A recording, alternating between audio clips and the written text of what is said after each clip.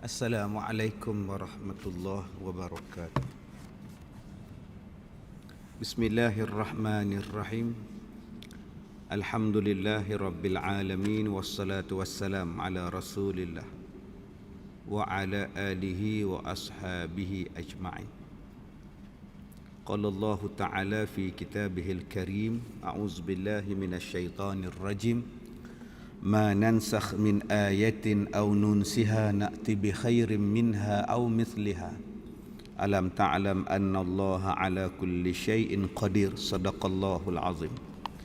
Muslimin dan muslimat, mudah-mudahan dirahmati Allah. Kita membaca kitab Muhimmah fil Ilmil Hadis pada muka surat yang ke-16, masih lagi membicarakan tentang hak suami daripada isteri. Bermula dalil yang menunjukkan atasnya itu barang yang diceritakan bahawasanya sesungguhnya seorang badui datanglah ia kepada Nabi sallallahu alaihi wasallam. Maka berkatalah ia bahawa sesungguhnya engkau telah menyeru engkau akan manusia kepada Allah Ta'ala, dan aku percaya dengan dikau, dan tiada aku benarkan akan dikau melainkan dengan mukjizat yang dipertunjukkan kepada aku. Seorang Arab Badui datang jumpa dengan Nabi sallallahu alaihi wasallam. Dia kata, ya Rasulullah, engkau ni diutuskan oleh Allah menjadi rasul, membawa petunjuk kepada manusia, membawa petunjuk kepada Allah Subhanahu wa taala, daripada Allah Subhanahu wa taala untuk manusia. Dia kata, aku percaya, dengan syarat tunjukkan kepada aku satu mukjizat. Ini permintaan orang Arab Badui kepada Nabi sallallahu alaihi wasallam, minta petunjuk. Petunjuk dia apa? Mukjizat main-main kat aku. Tidak, aku tak percaya. Ini biasalah tuan-tuan, kita berhadapan dengan manusia ni macam-macam benda. Selagi dia tak nampak dengan mata kasar dia, selagi dia tak tengok, selagi tu dia tak percaya.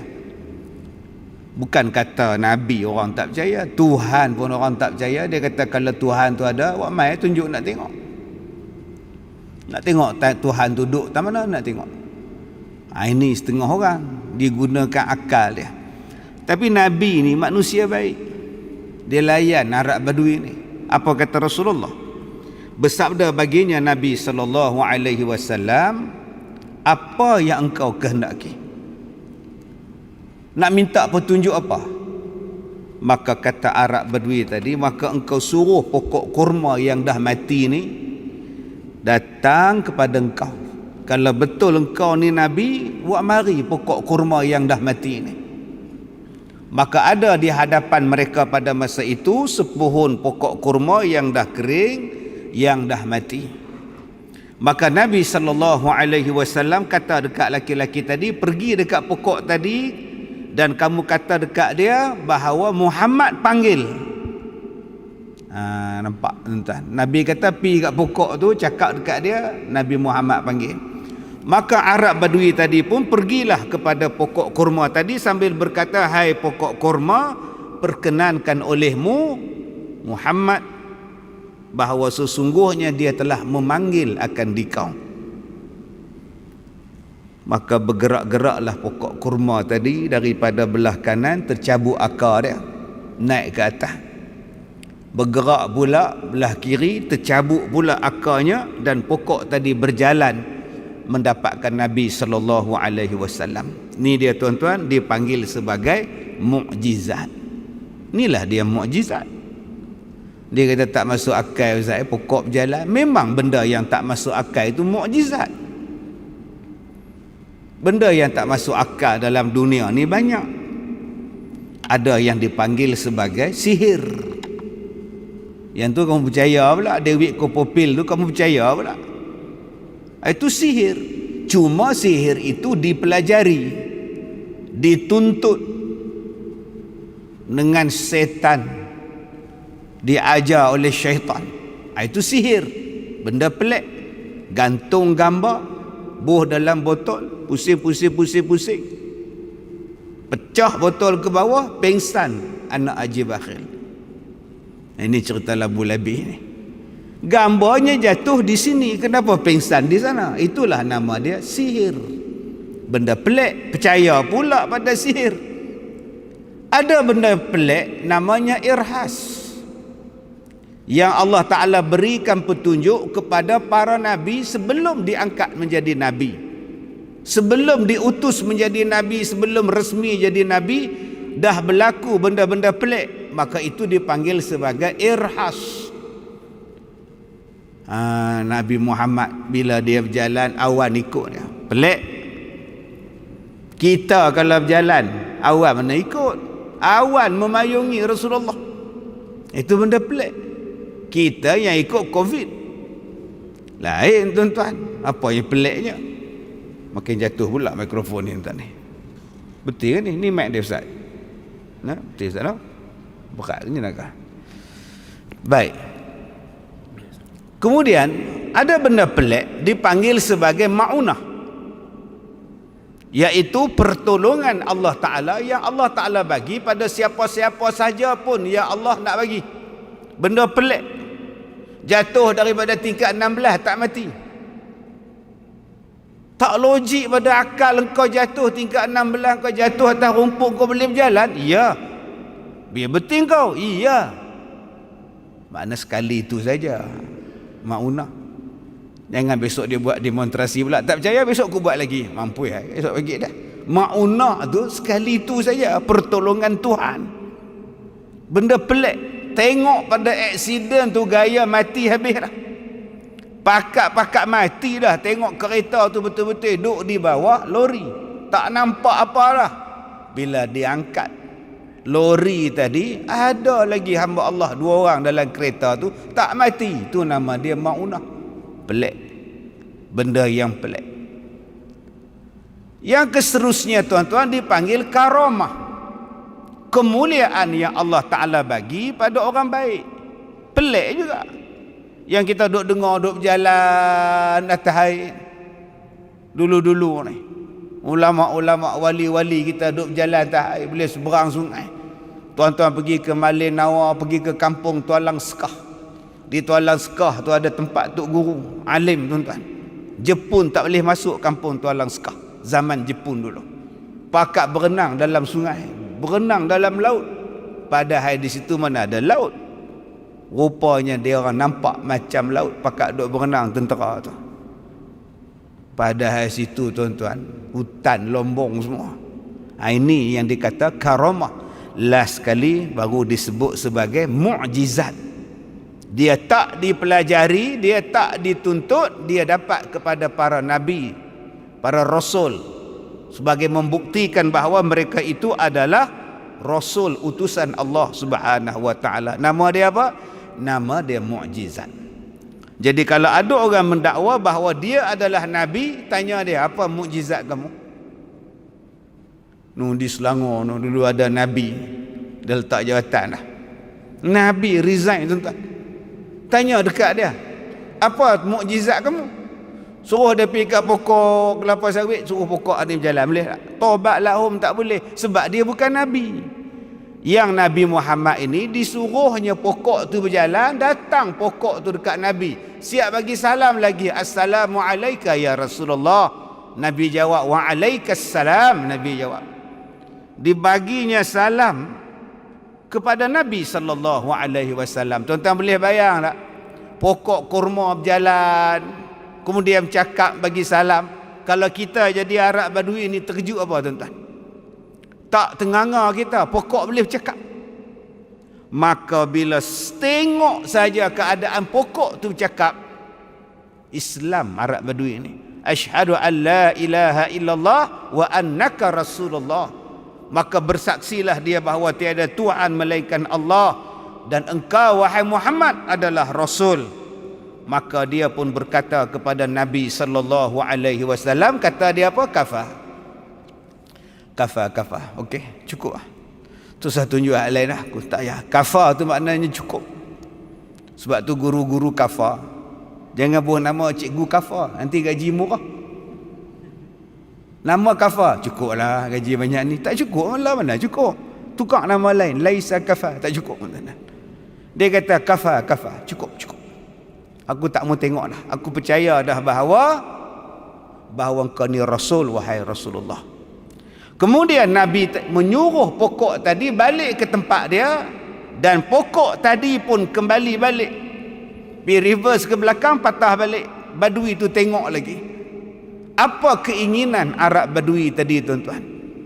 Keinginan dia kata, ya Rasulullah, aku ni minta satu mukjizat yang orang lain tak pernah minta. Aku minta, dan engkau makbulkan permintaan aku, ya Rasulullah. Sekarang ada satu lagi benda yang aku nak minta izin daripada engkau, ya Rasulullah. Izinkan kepada aku untuk sujud di belakang, sujud kepada engkau. Sudah sujud di belakang tiap-tiap kali semayang, lepas tu aku nak sujud pada engkau pula.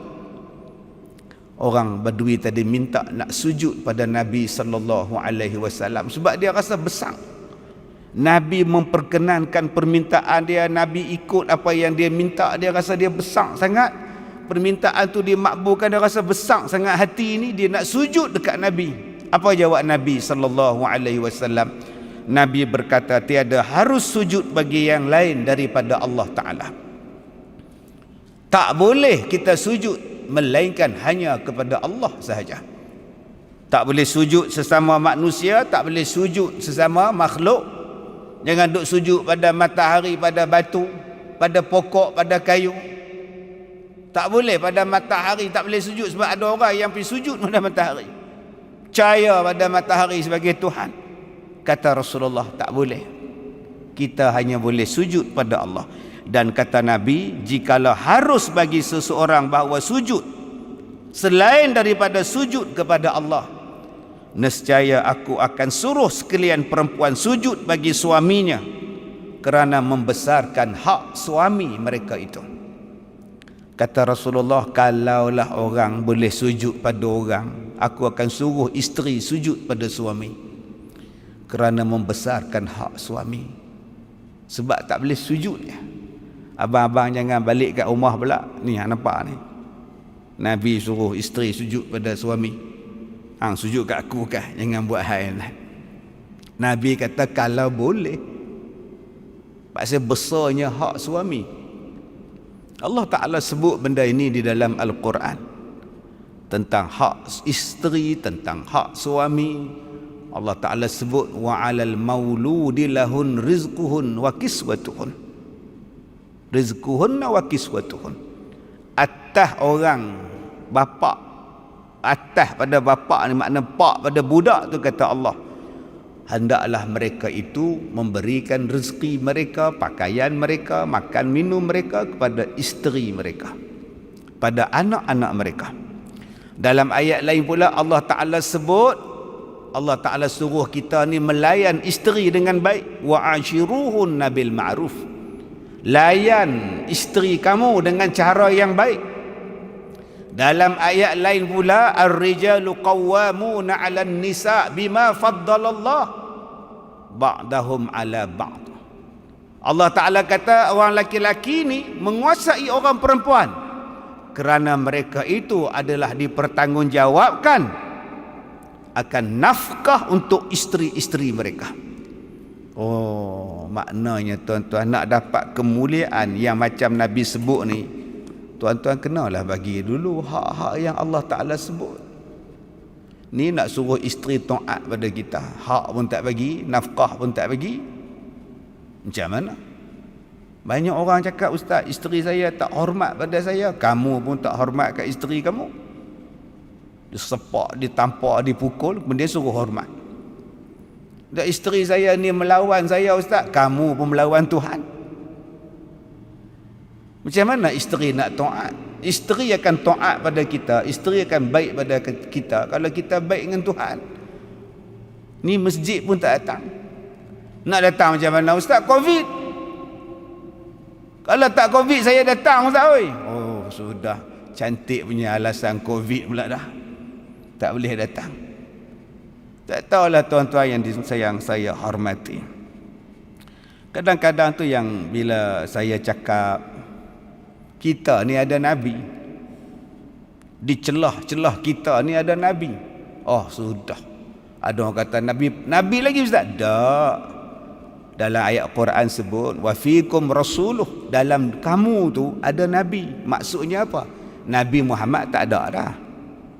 Tapi ayat tu kata ada tak? Tu cerita turun pada masa itu.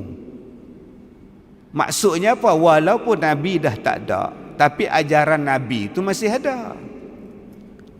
Sunnah nabi itu masih ada. Sebab itu Allah Taala sebut kalau kamu ada masalah, fa in tanaza'tum fi syai' farudduhu ila Allah war rasul. Kalau kamu menghadapi apa-apa jua masalah, rujuk pada Allah dan rujuk pada Rasul. Sekarang ni yang menjadi tempat rujukan kita. Sekarang ni kita ada masalah, kita rujuk ke siapa? Tu masalah ada. Kita sekarang ni semua ada masalah.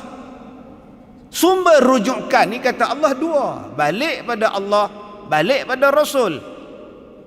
Rasul dah mati dah Ustaz. Nabi Muhammad dah wafat. Ya, Nabi Muhammad dah wafat, tapi ajarannya tak mati. Hadisnya tak mati. Akan disambung. Al-ulama warasatul anbiya.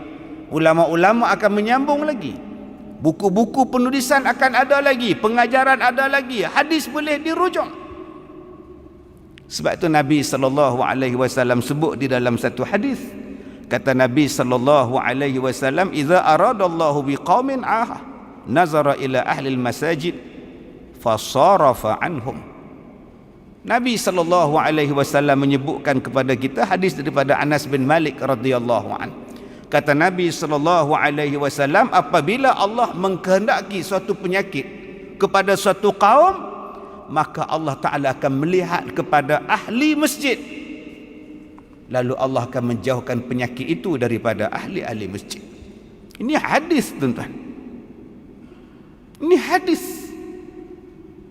Allah Ta'ala kata kalau dia datangkan satu penyakit, Allah Ta'ala akan tengok kepada ahli masjid. Allah tak akan bagi pada orang ahli masjid. Itu yang kadang-kadang rasa sedih. Ada masalah, tutup masjid. Ada masalah, tutup masjid. Sedih lah. Budak-budak tak boleh main masjid. Sekolah boleh pergi pula. Apa masalah budak-budak datang masjid? Bukankah Allah Ta'ala sebut dalam Quran, wasta'inu bis-sabri was-salah. Mintalah pertolongan kamu kepada Allah dengan jalan sembahyang, dengan jalan sabar dan jalan sembahyang. Itu ajaran Quran. Itu ajaran Nabi SAW. Masjid dulu tuan-tuan. Kita belajar pada kecil, bila matahari terbit daripada sebelah barat, 3 malam sunyi sepi. Matahari tak bangun, hanya orang yang biasa bangun sembahyang malam, dia sedar bahawa matahari tak bangun daripada timur. Maka pakat berlari ke masjid sembahyang tobat semua. 3 hari lepas tu baru bangkit matahari daripada sebelah barat.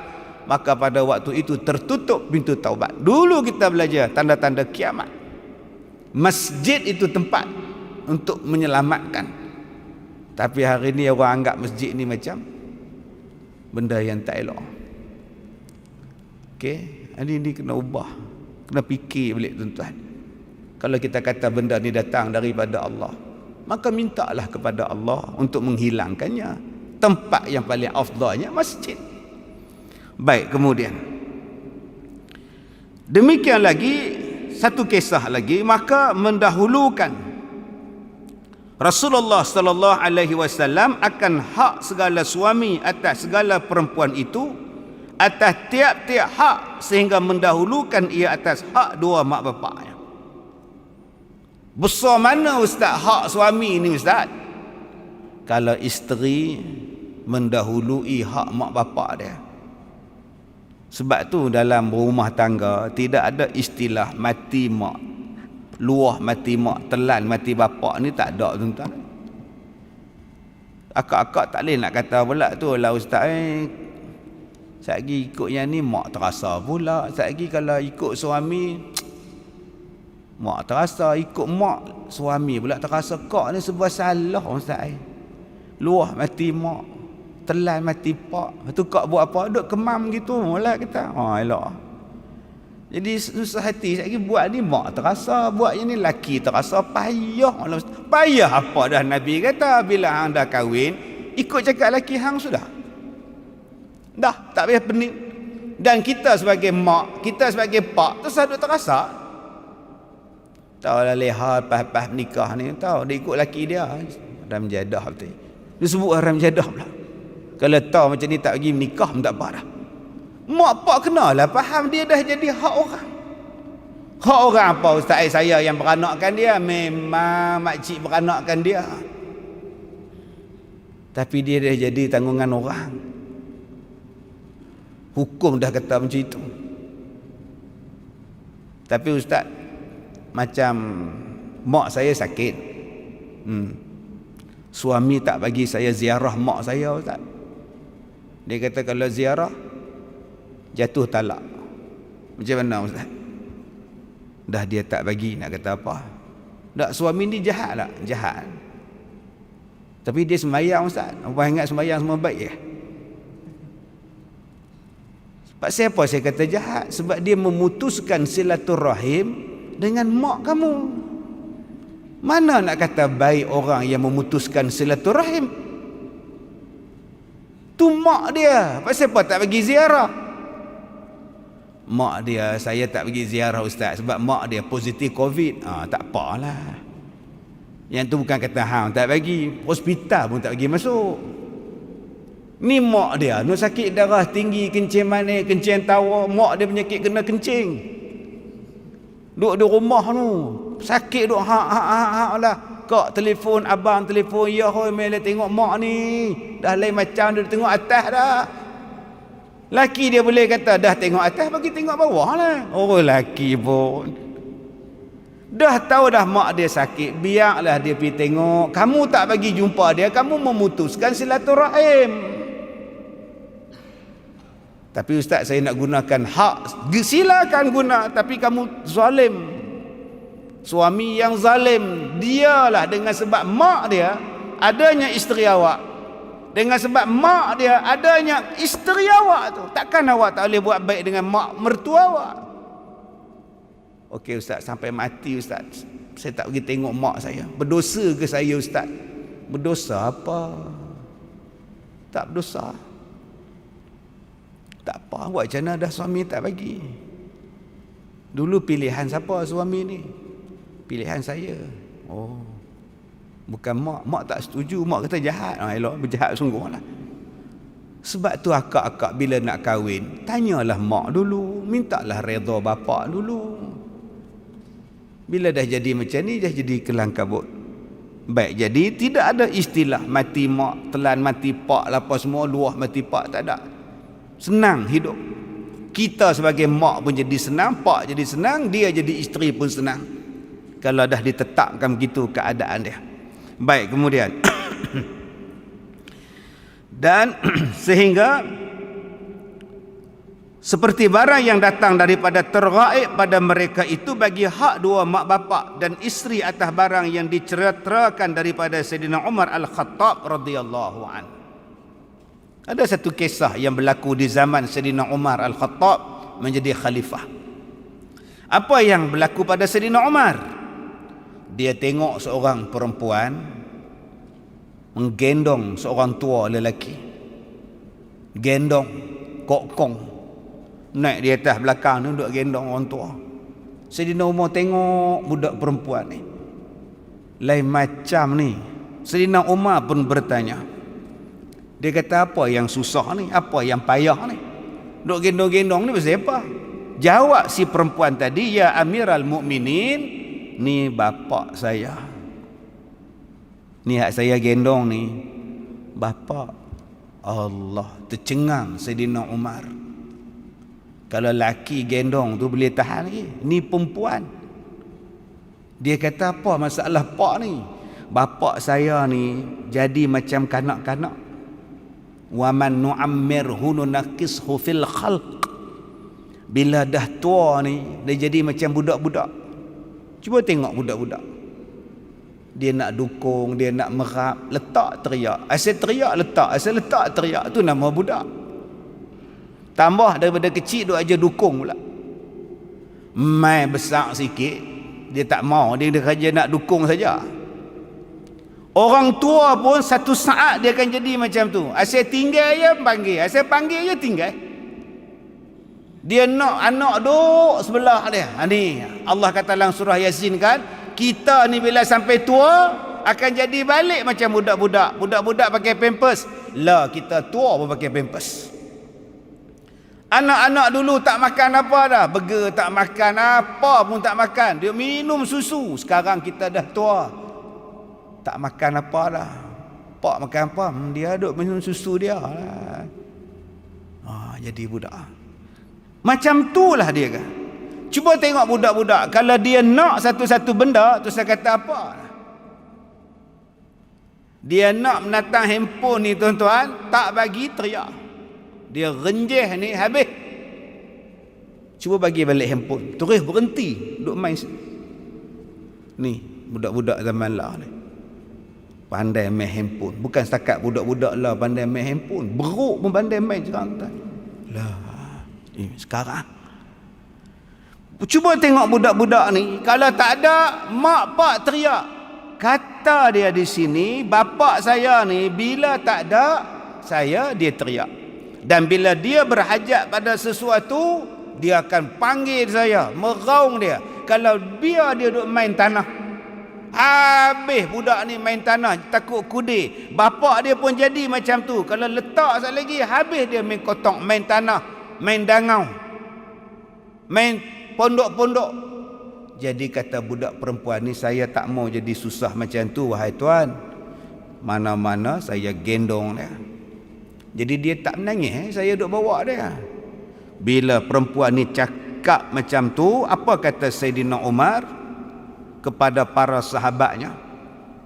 Adakah kamu tahu wahai sahabatku, sesungguhnya perempuan ini mendatangkan ia akan hak seorang bapa. Ni kamu nak tahu tak, perempuan yang kita tengok ni, dia telah mendatangkan hak bapa dia. Sanggup dia pikul ke mana-mana pun bapa. Apa jawab sahabat? Bala ya Amiral Mukminin. Bala di sini bukannya bala bencana tu. Bala tu makna bahkan. Betul lah tu wahai Amiral Mukminin. Kami dah tengok depan mata kami ni, hak jantan pun tak gamak nak pikul pak, yang perempuan boleh pikul. Oh, dia kata betul lah.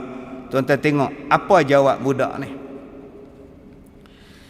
Kata Sayyidina Umar, dan aku pohon mudah-mudahan apa yang aku cakap ni betul. Mudah-mudahan ziyadah pula, ditambah lagi pula kebaikan pada budak ni.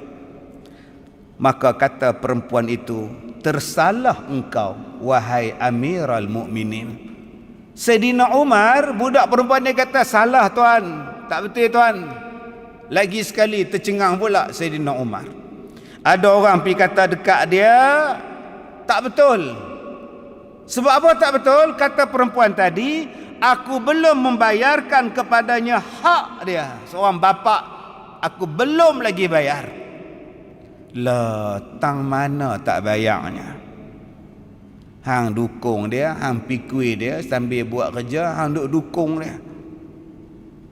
Mi ambil kokong pi ikat kain macam orang Jawa duk ikat tu, tak jadi macam mana lagi. Apa dia nak kamu bagi, apa yang dia nak semua kamu buat, tang mana tak sempurna lagi. Jawab si perempuan tadi, sesungguhnya adalah bapakku memelihara ia akan daku. Dia kata bapak saya yang bela saya, nak besarkan saya siang malam cari makan. Main bapak zaman sekarang, bapak saya lah kerja pergi kerja kilang, naik motor, berhujan tiap-tiap hari. Sat kena langgar kereta, sat duk wah jambatan, lori main langgar, nak cari rezeki. Sat lagi cikgu nak yuran, pak cari duit. Sat lagi cikgu nak masuk rumah kelab, kena pakai uniform, pak cari duit. Sat lagi nak beli handphone, nak top up, pak bagi. Ni zaman kita, cuma dia tak sebut dalam tu, saya tambah sikit. Punya teruknya, anak-anak bukan nampak benda ni tuan-tuan. Dia tak nampak peranan bapak dia. Sekarang anak nak menyimbang dengan pak pun tak mau dah. Dia menyimbang tu kalau umur 10, 11, 12, 13 menyimbang. Masuk 15, dia geng Y3 suku.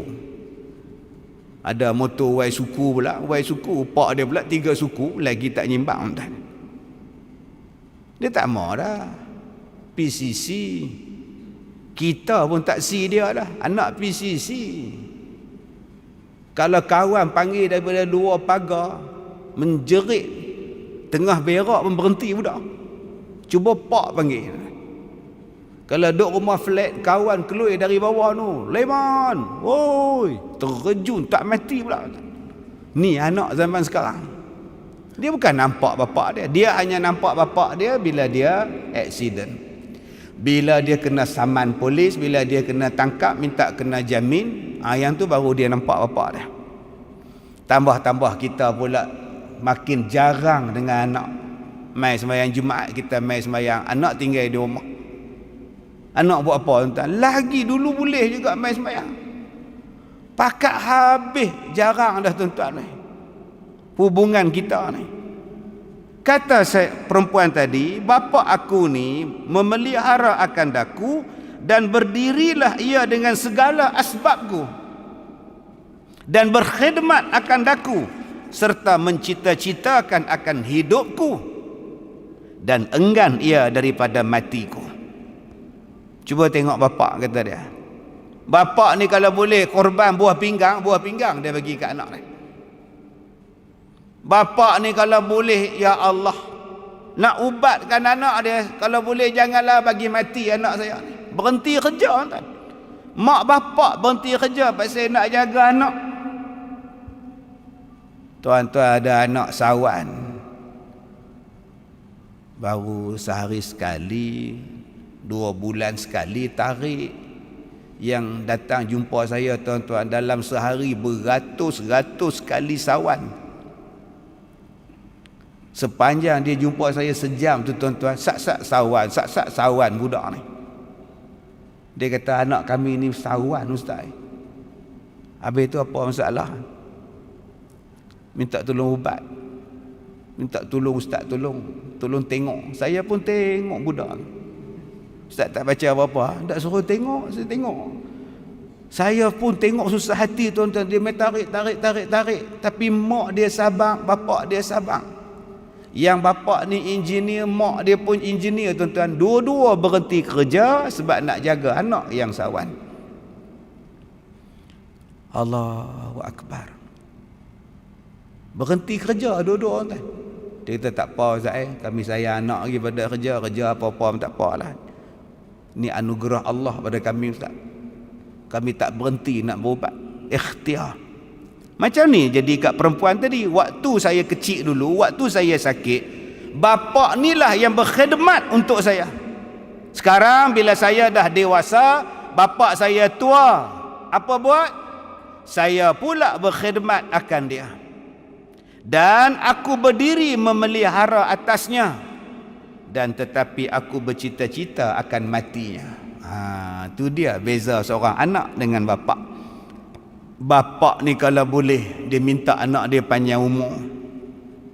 Mak pak kalau anak sakit doa siang malam minta anak ni panjang umur. Mai ke anak dia tunggu, dia bela, dia jaga. Tapi jauh dalam hati dia, bilalah nak mati orang tua ni. Aduh. Orang nak beri IKEA pun susah. Kacau. Sanilah sakit lah apalah orang tua ni. Yang ni sebab tu orang tua-tua sekarang dia tak mau sakit. Dia kata ustaz kalau boleh saya nak mati terus ustaz, tak payah sakit-sakit menyusah budak-budak. Setengah mak bapak cakap macam tu. Kalau bolehlah mati tak apa tak. Saya takut anak tak nak belah. Mak pak bukan bodoh. Dia tak bodoh. Dia tahu anak dia suka ke tak suka dengan dia. Telefon sekali anak tak angkat, telefon 2 kali anak tak angkat, telefon 3 kali anak tak angkat. Mak nak pergi rumah anak, telefon tak angkat, telefon tak angkat, pergi ke mana? 6-7 kali kau tak angkat. Masuk yang ke-8 baru angkat. Hang kat mana mak nak pergi rumah hang ni? Oh tak ada rumah mak. Tak ada. Hang bila balik? Tak tahu lagi. Tengok malam ke esok tak tahu lagi. Ingat mak tu bodoh. Oi, kalau kawan nak datang, hang kat mana Din? Aku kat luar ni. Aku cadang nak pergi rumah hang Din. Dah boleh. Apalah, aku balik sat. Oh, kalau kawan, kalau mak tak tahu nak balik bila mak Nak angkat telefon mak pun tak mau. Yang mau harta pusaka mak. Yang mau rantai labuh mak. Yang mau puluk dakap. Yang tu dia nak. Dia dakap puluk tu. Puluk dakap tu bukan puluk ni, gelamah ni. Mati mak dia bukan tanya siapa tu imam, tanam di mana, liang dia tang mana, dah gali ke belum. Mati mak dia tanya lu, puluk dakap mak mana? Kak dia kata lah, hang tak tahu mak dia buat puluk panggang lah. Waktu mak sakit, pak sakit, dia tak peduli. Ni yang Saidina Umar cerita ni tuan. Dia kata saya dah buat dah yang terbaik dah, tapi dalam hati saya ni, jauh dalam hati saya ni, mak ni pun bila nak pergi dah. Pak ni pun ingatkah tu tak ada dah. Duduk ICU dah, keluar pula dah, elok pula berjalan. Baik. Dan telah mengeluarkan oleh Ahmad daripada Anas, telah berkata ia adalah ahlul bait daripada Ansari adalah mereka itu yang menerangkan mereka itu atasnya akan, yang menuangkan atas mereka itu akan airnya, hingga katanya maka tak kalah memandang unta itu kepada Nabi sallallahu alaihi wasallam, nescaya berhadaplah ia kepadanya hingga tersungkur, hal keadaannya sujud unta itu di antara hadapan Rasulullah. Maka berkata bagi segala sahabat, ya Rasulullah, unta ni tak ada akai, tapi bila dia tengok engkau ya Rasulullah, unta ni sujud pada engkau, dan kami semua ni sahabat ada akal belaka, kamilah yang terlayak sujud pada engkau ya Rasulullah. Satu hari sahabat-sahabat ni keluar dengan Rasulullah, dengar duk tuayak nak bagi kat Nabi, ni unta ni tengok Nabi, unta ni tunduk pada Nabi. Sahabat-sahabat nampak unta ni tunduk, sahabat kata, ya Rasulullah, unta ni tak ada akai pun sujud pada engkau. Kami yang ada akai, patutlah kami yang sujud pada engkau ya Rasulullah. Boleh tak kami nak sujud? Kata Nabi sallallahu alaihi wasallam, tidak patut manusia sujud sesama manusia. Dan kalaulah boleh manusia patut sujud kepada manusia, nescaya aku suruh isteri sujud kepada suaminya, kerana sangat besar hak suaminya ke atas dirinya. Tapi paksa isteri pun tak boleh sujud pada suami, tak boleh. Kalau boleh aku suruh isteri dah sujud pada suami dia, hormat pada suami. Ni akak-akak hak duk tengok FB live kita ni. Kadang-kadang kita duk pandang lekeh kat laki kita. Tam-tamlah kita ni kerja tetap, government service. Suami kita tu pula kerja swasta, anytime boleh buang pasal COVID. Kita duk rasa kita ni lebih pada suami kita. Ada yang duk rasa lebih pada suami sebab gaji tetap, kerja tetap. Suami ni kerja tak tetap. Ada yang duk rasa dia lebih daripada suami sebab apa? Dia besar, suami kecil. Dia 6 kaki, suami 4 kaki setengah. Celah ketiak dia pun dia tak hormat juga. Ada yang dia rasa rumah tu dia punya, suami ni main numpang, basuh kaki, bawa beg satu, basuh kaki, masuk dalam rumah. Maka dengan sebab itu dia tak hormat suami dia. Ada pula yang tak hormat suami ni sebab suami dia tak mengaji tinggi. Dia ni universiti, ada ijazah. Suami dia SPM je, habis-habis SPM kerja driver lori. Maka dengan sebab itu dia tak hormat pada suami dia. Ataupun suami dia tak handsome, gigi ni tinggal sebatang, dia pula makin lawa, uban pun tak ada. Laki dia ni uban penuh. Dia kata kalau hang tak mau kat aku pun tak apa, sepah lagi orang nak kat aku. Subhanallah, dia pandang rendah pada suami dia. Sedangkan dalam kitab ni, dalam hadis sebut ketaatan, syurga dan sebagainya, itu adalah hak suami ke atas isterinya. Baik, sehinggalah Nabi kata, jikalau pada tapak kaki suami sehinggalah kepala suami ada sesuatu benda yang menjadi najis sebab nanah atau darah, katalah badan suami tu ada penyakit, mai penyakit kulit ni, bernanah berdarah. Isteri ni dia tak ambil tisu, dia tak pergi ambil kapas, dia tak pergi ambil kain lap ke bandage ke balut tak. Isteri guna lidah. Nanah suami tu, isteri guna lidah pergi buang, jilat, ngap macam aiskrim.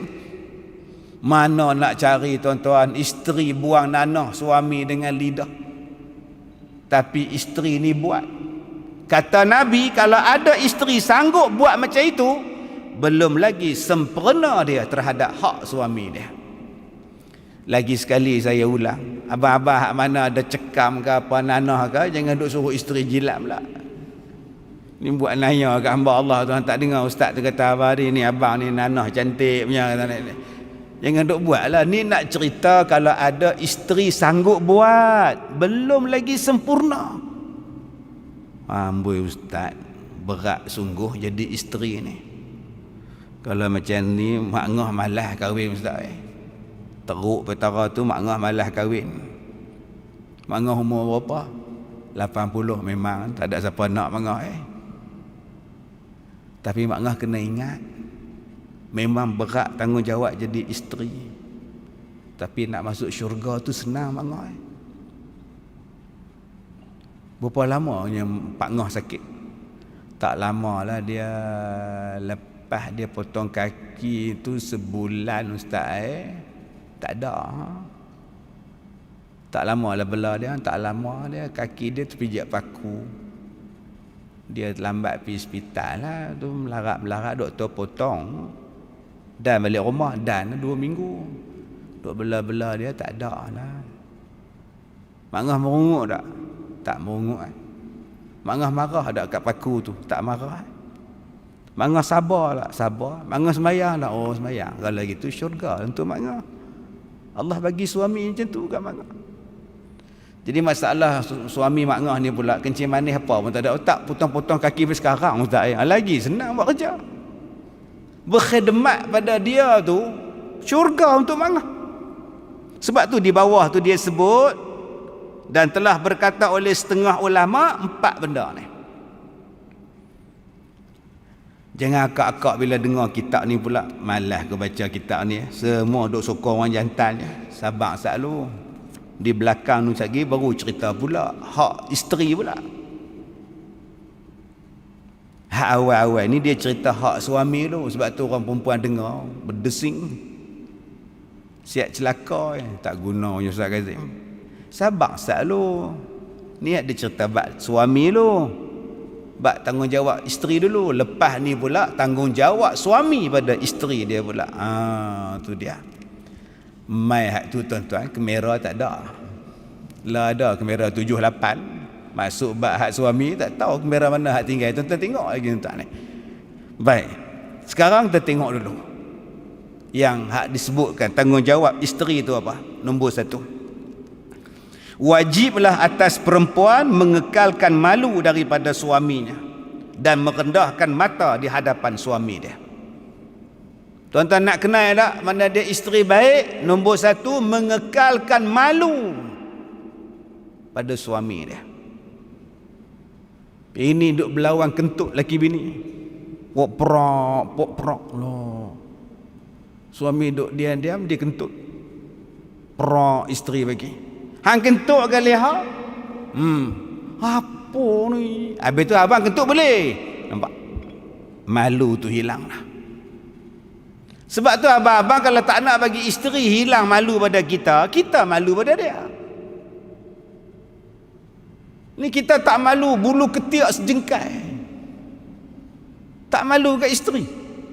Malu apa? Ustaz, bini saya memanglah isteri kamu.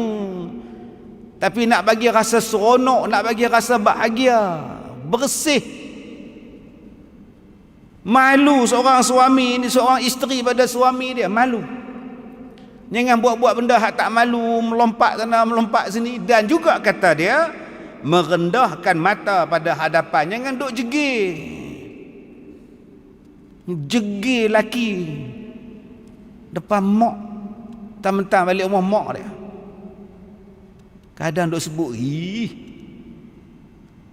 dia sebut, depan lelaki dah. Habis tu ustaz, kalau tak mau marah jangan macam mana? Jangan sebut I.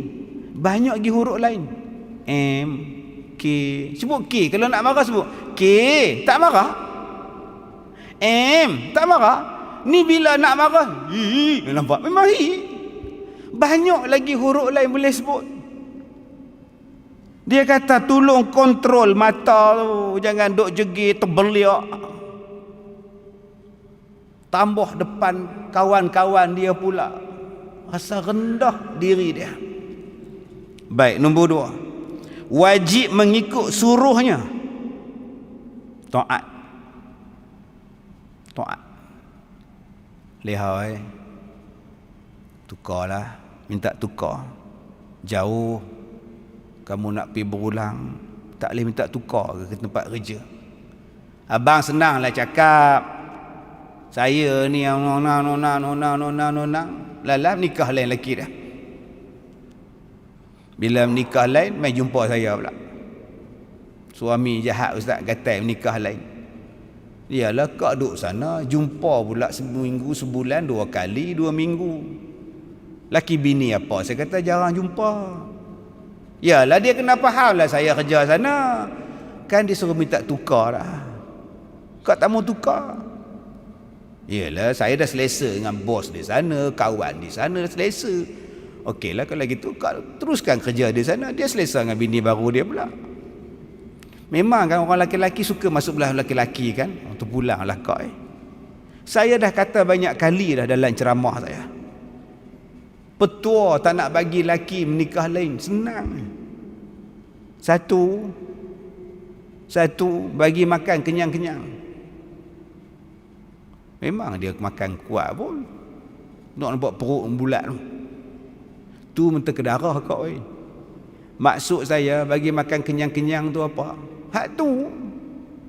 Nak bila pun tak apa. Melainkan waktu dilarang. Tengah naik motor, tengah naik kuda, unta bagi. Dah bagi pun tanya lagi, nak lagi ke abang? Aku tak larat. Tahu tak apa? Jenis tu dia tak cari lain. Nombor 2, mana suami pergi ikut. Dia pergi kursus ikut, dia pergi kerja ikut, dia pergi mancing ikut, dia makan mi udang sengai 2 ikut. Dia makan cakotiau kepala batas ikut. Ikut saja. Tak ada masa. Dia pergi jamban ikut. Duduk dalam jamban dua orang tengok. Tambah kalau dia bawa handphone masuk dalam jamban tu, lagi kena tengok tuan. Akhirnya tak ada masa dia untuk orang lain. Pasal kita ni pendamping dia yang setia. Baik. Ikut cakap dia dan diam dia tak kala berkata suaminya. Bila suami bercakap, diam. Popek. Gaduh. Saya ni tuan-tuan, sehari 3-4 orang datang jumpa. Hari ni 4 pasangan. Hari ni 4 pasangan main jumpa. 1 orang suami tak datang. Saya kata okey, saya dengar cakap kak loh. Minggu depan suami kena datang pula. Saya tak boleh dengar cakap kak seorang. Saya nak dengar cakap belah suami pula. Kalau suami dia datang seorang abang, saya tak boleh dengar cakap abang, saya kena dengar cakap isteri abang pula, dua-dua. Nanti satu hari dua-dua kita akan semuka. Baru adil. Dalam banyak-banyak yang main jumpa ni tuan-tuan, saya sampai pekuk telinga duduk lagu tu. Pasal apa? Saya tak larat nak dengar isteri dia popek. Dalam hati saya kata, aku pun tak larat dengar laki hang lagi lah. Aku baru sejam dengar ni pun lala buat tepuk kepala ni. Bayangkan laki dia tuan-tuan siang malam duduk di rumah nak tepuk apa tuan. Sak dinding, sak periuk, tak tahulah lah tepuk dia. Boleh tak diam sat? Hamba popek. Meriah tuan. Allah Ta'ala ni dia cantik tuan-tuan. Dia bagi kadang-kadang suami pendiam, isteri banyak cakap. Kadang isteri cakap banyak, suami banyak cakap, isteri pula pendiam. Jarang tuan-tuan, dua-dua laki bini ramah, jarang.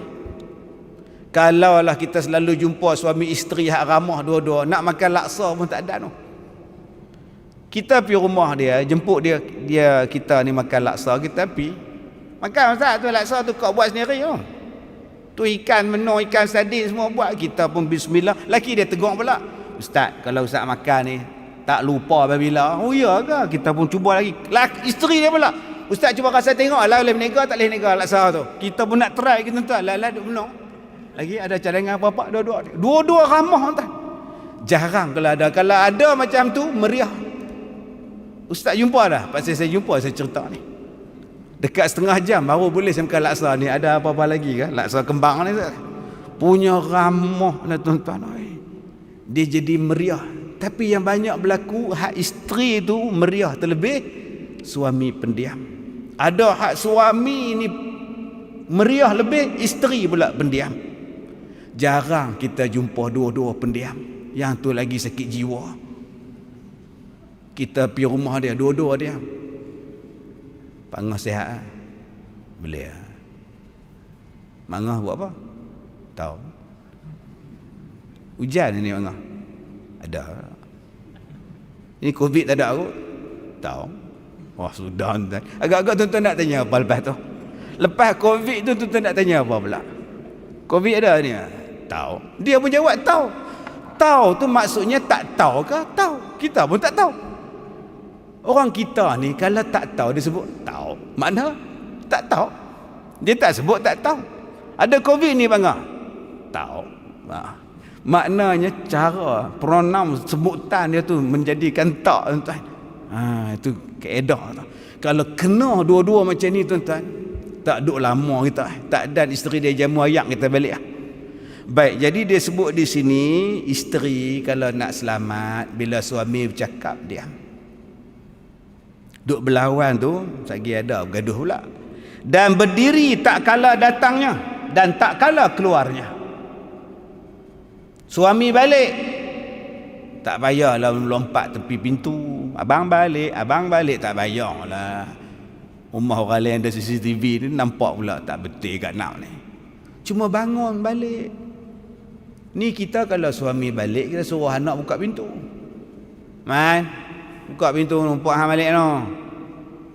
Kita tengok TV, kita duduk dapur. Sebab tu pak dia ingat pada anak, sebab anak yang buka pintu. Bila pak duk ingat pada anak, sekali lagi aku balik sekali lagi anak aku buka pintu. Apa aku nak bagi kat dia? Tu yang pak beli kendos tu. Dia teringat kat anak dia. Dulu kan kendos. Lah kendos pun tak ada. Cikedis dulu-dulu ni. Cuba kak tunggu depan pintu. Tiap-tiap hari tunggu. Abang ni beli apa? Capati. Sekali nak hantar balik pergi kerja nak hantar. Abang balik lagi nak beli apa? Tengok hang nak apa? Nampak? Seronok tak? Ni tahulah balik ni tobat lahum tak tunggu dah. Sebab tu dia tak beli apa. Baik dia kemas makan seorang dia lah. Cakutiau ke apa ke? Senang. Pasal isteri dia tahulah tak tunggu. Kitab kata tunggu. Waktu dia balik hantar. Waktu dia nak pergi. Dan mendatangkan diri atas suaminya tak kala hendak tidur. Suami panggil lah. Dah lah. Esoklah menjahit malam lah. Sikit lagi. Dah lah tu. Besok pula sambung baca Yasin tu. Sikit lagi. Dah lah tu lehoi. Sudahlah besok buat karipap tu lah. Mai tidur dulu. Sikit lagi. Lah nganga orang tua tu. Tak sedang lah. Bila suami panggil, pi terus.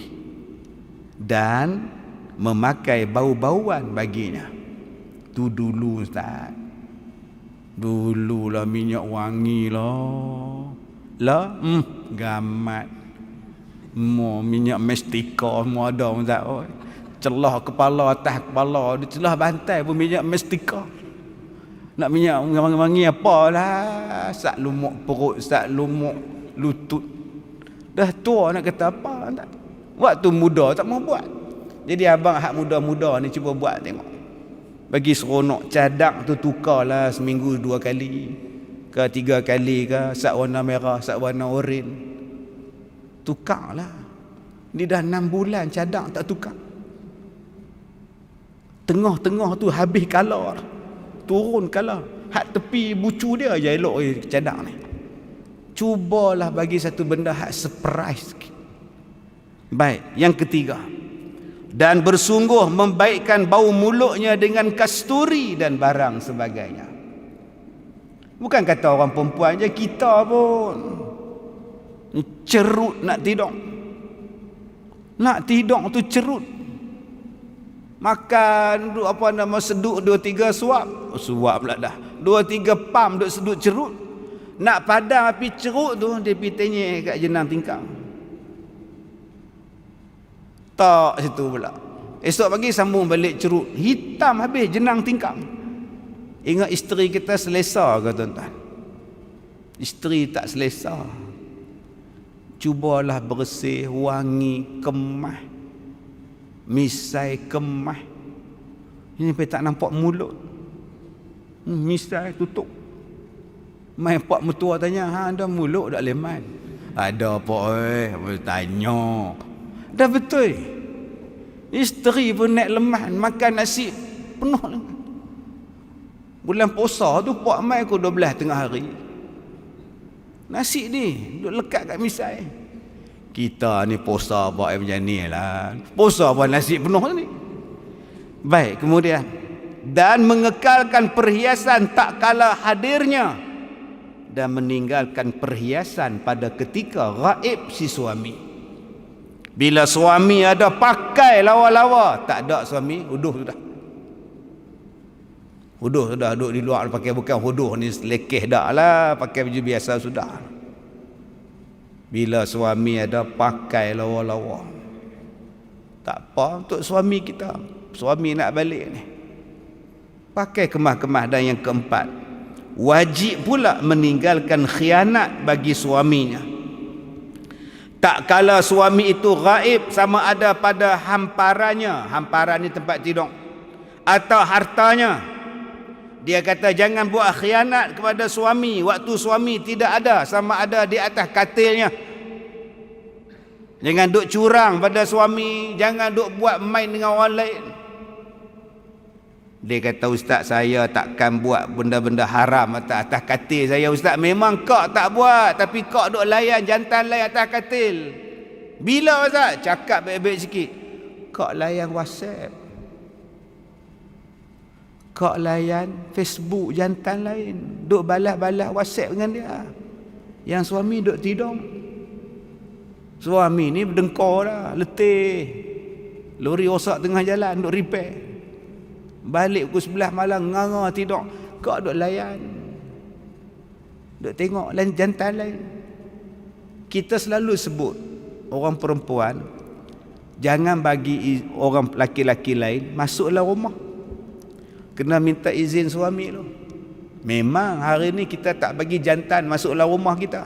Memang. Tapi kita membenarkan cerita pasal laki-laki tu duduk atas katil kita. Kita nyembang dengan dia, kita WhatsApp dengan dia, kita SMS dengan dia. Duk kukik gelap pukul 2 pagi.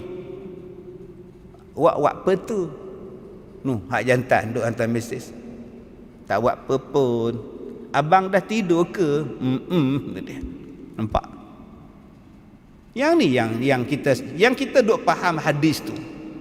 Laki-laki ni, suami isteri ni tak boleh benarkan laki-laki lain masuk dalam rumah. Suami ada ke, suami tak ada ke, kena minta izin suami. Memang hari ni jantan tu mula-mula tak masuk, tapi dia masuk melalui laman-laman sosial. Daripada situlah tuan-tuan berapa banyak kecurangan berlaku. Baik si suami ataupun si isteri. Mula-mula hanya sebagai friends, sekarang jadi best friends. Sekarang jadi apa? Tak tahulah, BFF ke, B apa ke, WWF ke, tak tahu. Dan juga jangan khianat pada harta si suami. Suami pergi umrah, 2 minggu pergi umrah. Dulu lah, bukan sekarang. Tinggal kunci kereta, jiran datang, nak pinjam kereta boleh tak? Nak ke mana Bandin? Sahaja nak bawa Kak Kiah berjalan saat. Telefon Grab payah. Ambil kereta hang lah. Laki pun laki hang pergi umrah. Oh, minta maaf Bandin, saya tak minta izin pada suami saya, minta maaf, tak boleh bagi. Amboi, jangan berkira sangat, kita jiran. Bukan masalah jiran, ni masalah harta suami saya tak boleh bagi tanpa kebenaran. Dak jiran, hak jiran, memanglah hak jiran, tapi hak suami lagi kuat pada hak jiran. Ini kedekut sangat pasal apa? Mai bini masuk sekali pula, amboi kami pun tak kebulung kata hang Habis tu mai tanya pasal apa? Patutnya tuan-tuan dapat isteri macam tu, jiran macam tu, patut puji dia. Bagusnya. Mana nak cari isteri macam ni? Bukan kata kereta tak bagi pinjam, cangkui laki dia pun dia tak bagi. Kak Gaya cangkui dah. Ada kat belakang rumah pinjam. Oh, tak boleh kot, tak minta izin Abang Mat pergi umrah. Abang cangkui pun kira sangat. Jangan kata cangkui, sudu pun saya kena minta izin suami saya. Tuan-tuan, kalau dapatlah orang macam ni, inilah isteri solehah. Kita ni sepupu. Kita sepupu, mak menakan kita, mak dia kirim dekat kita buah pelam. Nak pergi pala batal tu, bagi buah pelam ni kat Leha Azab Bidin. Kita pun pergi rumah dia. Assalamualaikum. Oi Leha. Bidin apa ni mak hang ni kirim buah pelam. Oh, terima kasih. Takkan terima kasih aku, masuk tak panggil masuk Oh, minta maaf Bidin, Abang Mat tak ada. Kita satu tok. Bukan kata satu tok, dua tok pun tak boleh. Pasal kita sepupu. Saya tak boleh nak bagi hang masuk rumah. Laki saya tak ada dan dia pun tak izinkan. Telefon laki hang, beritahu kata aku mai jauh ni. Aku dah telefon dah. Tu dia kata apa? Tak tahu, perempuan jawab. The number you have dialed is not in service. Oh, sudah dah tahu. Hak tu dah ulang-ulang tak tahu perempuan mana tahu. Lah bodoh sungguh tak ni. Jadi kalau tuan-tuan cakap masuklah kereta, tengok mak abang susah payah nak hantar dekat dia buah mempelam, pak dia, mak dia kirim kat dia. Kita susah payah dengan tol lah apa nak hantar kat dia. Panggil masuk bagi secawan kopi pun tak. Apa punya sepupu? Patut isteri cakap, itulah abang isteri solehah. Dia jaga rumah dia jaga harta suami dia jaga aib suami dia jaga maruah diri dia. Saya pun nak jadi macam tu abang, isteri solehah. Itulah nama dia, isteri solehah. Tapi dalam setengah-setengah masyarakat, dia kata isteri itu tak bermasyarakat, tak reti bawa majlis. Baik. Dan memuliakan bagi isi rumah suaminya. Ni nama menantu. Banyak kita jumpa kes anak laki-laki bela bapak, bela mak. Dia kata, mak tak apa mak mak main duduk rumah saya lah. Saya makan, mak makan. Saya puasa, mak puasa lah. Mak duduk dengan saya tak apa. Mak tak sihat tak apa, saya bela. Mak pun bawa beg main rumah anak laki-laki. Soalan saya, betul ke anak-anak laki-laki tu yang bela dia? Betul ke anak laki-laki tu yang buat bubuk, buat muai, duk suap pada mak ni? Tak. Yang buat siapa dia? Isteri dia. Yang buat tu siapa? Menantu kepada si mak tadi. Suami pergi kerja. Pagi-pagi dia pergi kerja lah. Malam dia pergi masjid. Habis maya isyak, lepak lu. Tengok bola MU lawan MC tu. Tak pun tengok Liverpool kalah. Esok pagi dia pergi kerja lagi. Tam-tam dia pergi mancing. Tak pun lagi dia pergi berjalan pula. Yang tak boleh keluar mana? Menantu. Yang duk suap pada mak mertua, menantu. Yang duk basuh berak mak mertua ni menantu. Anak kandung duk KL, anak kandung duk Alustar, kena PKP pula, alasan cukup kuat tak main tengok.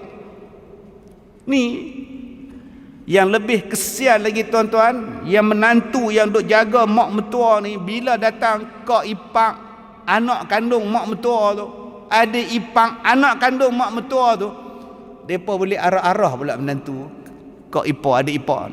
Ni Kak Long ni, mak ni kalau ni esok tengok mak ni dia ni, kalau ni kalau boleh nasi tu, kalau ni tengok ikan tu nak, kalau ni kalau boleh. Oi, mai 2 jam hari Ahad tapi dia arahan, padahal kau ipak itulah yang duk bela tiap-tiap hari. Ni dia kita duk baca ni, memuliakan bagi isi rumah suaminya. Ni isteri solehah. Tuan-tuan, kalau dapat isteri macam ni, alhamdulillah. Akak-akak kalau dapat menantu macam ni, alhamdulillah. Apa salahnya buka gelang satu, leha gelang ni ambil kat hang. Hang yang bela aku, apa salah? Mai anak-anak pada KL pada Lostak, aku bagi gelang ni kat kak hampa, dia duk bela aku. Ni langsung tak bagi. Dah tahu anak tu, menantu tu tak dapat pusaka, bagilah siap-siap ambil kat hang. Aku pun nak mati dah. Ambil gelang ni kat hang, hantai kat hang. Hang duk bela aku. Setengah dak tuan-tuan, duk puji anak, tapi tak pernah puji menantu yang duk bela. Tam-tamlah menantu tu tak ada kerja apa. Benda ni kena perbetulkan balik. Dan segala kerabatnya, dan lagi melihatnya akan sedikit pemberian daripada suaminya itu, akan pemberian yang banyak. Dan terakhir kata dia, orang perempuan kalau dapat hadiah daripada suami dia, walaupun pemberian tu kecil je, tolonglah anggap ia sebagai sesuatu yang hebat, yang besar. Bagi gelang halus. Nah, hari jadi hang ke-40, abang beli gelang. Halus. Halus tu pun 6 bulan abang kumpul. Boleh lah. Ni kalau silap letak patah ni, nak komplain. Nah, bawa isteri pergi makan shell out. Shell out ya, ingat kat hotel. Yang ni pun okey lah. Abang cadang nak pergi Petronas out, tutup pula dah, pergi shell out lah dia kata. Semua nak komplain, tak kena lah. Besarkan pemberian suami. Mudah-mudahan rumah tangga diberkati oleh Allah Subhanahu wa taala. Nabi sallallahu alaihi wasallam sebut dalam satu hadis qudsi, kata Nabi, yaqulullahu azza wa jalla, innani la ahummu bi ahli al-ardi azaban fa idza nazartu ila ummar buyuti wal mutahabbi fil wal mustaghfirina bil ashar sartu anhum. Kata Allah Subhanahu wa taala dalam satu hadis qudsi, sesungguhnya aku bermaksud nak menurunkan azab kepada penduduk bumi kerana banyaknya maksiat ni. Allah kata dia nak turunkan azab pada penduduk bumi. Tetapi apabila aku melihat orang-orang yang meramaikan rumah-rumahku, yakni yang meramaikan masjid, yang datang duduk dalam masjid, yang saling mencintai kerana aku, dan mereka ini memohon keampunan kepadaku pada waktu sahur, maka aku jauhkan azab itu daripada mereka. Ini hadis qudsi tuan-tuan.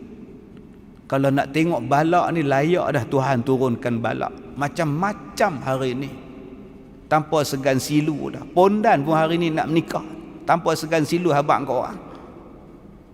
Orang pula ucap selamat berbahagia, amboi. Macam-macam bala lah. Kata Allah, aku nak turun bala pada kau orang. Tapi bila aku tengok ada orang datang ke masjid, meramaikan rumah-rumah Allah, yang memohon ampun kepada Allah pada waktu sahur, dan mencintai kerana aku tak jadi turunkan azab tu kepada mereka. Jadi tuan-tuan faham elok hadis ni. Kasih sayang ni datang dengan sebab rapat, kasih sayang ni datang dengan sebab berjamaah, kasih sayang ni datang dengan sebab saling tegur-tegur, saling salam bersalaman. Maka Allah Ta'ala akan turunkan rahmat pada kita. Wallahu a'lam. Mudah-mudahan Allah memberikan kebaikan. Sekadar itu sahaja tuan-tuan. Saya minta maaf jika terkasar bahasa. Wabillahi taufiq wal hidayah. Assalamualaikum warahmatullahi wabarakatuh.